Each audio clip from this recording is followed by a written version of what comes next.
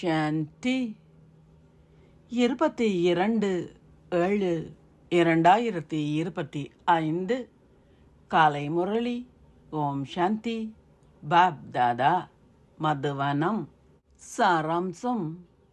இனிய குழந்தைகளே, தூய்மையே உங்கள் கல்வியின் அத்திவாரம். தூய்மையுள்ள பொழுது மாத்திரமே யோக சக்தியால் உங்களை நிரப்பிக் கொள்ள முடியும். யோக சக்தியுள்ள பொழுதே அந்த சக்தி உங்கள் வார்த்தைகளில் இருக்க முடியும். கேள்வி: எத்தகைய முழு முயற்சியை குழந்தைகளாகிய நீங்கள் செய்ய வேண்டும்? பதில்: உங்கள் தலைமீதுள்ள பாவச்சுமையை அகற்றுவதற்கு முழு முயற்சி செய்யுங்கள். தந்தைக்கு உரியவராகிய பின்னர் நீங்கள் ஏதாவது பாவங்கள் செய்தால் மிகவும் பாரதூரமாக வீழ்ந்து விடுவீர்கள். நீங்கள் பிரம்மா குமாரிகளை அவதூறு செய்தாலோ அல்லது அவர்களுக்கு ஏனைய சிரமங்களை விளைவித்தாலோ பெருமளவு பாவத்தை சேர்த்து கொள்வீர்கள். அப்பொழுது நீங்கள் இந்த ஞானத்தை செவிமடுப்பதிலோ அல்லது அதை எடுத்துரைப்பதிலோ எவ்வித நன்மையும் இருக்காது. ஓம் சாந்தி. தாரணைக்கான சாராம்சம். 1. கற்பதுடன் நீங்கள் நிச்சயமாக தூய்மையாகவும் வேண்டும். ஒரு தகுதி வாய்ந்த கீழ்ப்படிவான குழந்தையாகி உங்கள் சேவைக்கான அத்தாட்சியை வழங்குங்கள்.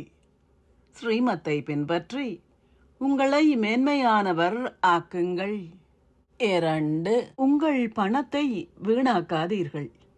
தூய்மையற்றவர்களுக்கு ஒருபொழுதும் தானங்கள் கொடுக்காதீர்கள். தகுதி வாய்ந்தவர்களுக்கு இந்த ஞான செல்வத்தை தானம் செய்யுங்கள். ஆசீர்வாதம். நீங்கள் உண்மையில் மரணித்து வாழ்வதுடன் உங்களின் பழைய சம்ஸ்காரங்களின் இறுதி கிரியைகளை செய்வீர்களாக.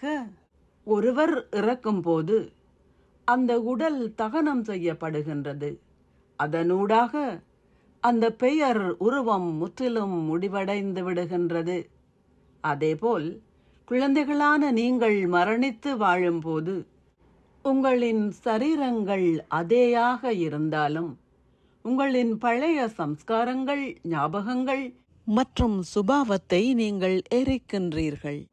எரிக்கப்பட்ட ஒருவர் உங்களின் முன்னால் தோன்றினால் அவர் ஆவி என்றே அழைக்கப்படுவார். இங்கும் எரிக்கப்பட்ட சம்ஸ்காரங்கள் மீண்டும் எழுந்து வெளிப்பட்டால் அவை மாயையின் தீய ஆவிகள் ஆகும்.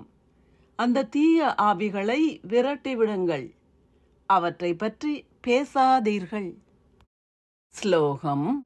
கர்ம போக், அதாவது கர்ம வேதனையை பற்றி பேசுவதற்கு பதிலாக உங்களின் கர்ம யோகா ஸ்திதியை பற்றி பேசுங்கள். அவ்யக்த சமிக்ஞை. எண்ணங்களின் சக்தியை சேமித்து மேன்மையான சேவைக்கு கருவியாகுங்கள்.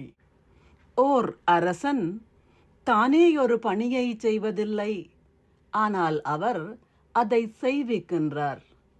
அதை செய்பவர் அந்த அரசனின் பணியாள் ஆவார்.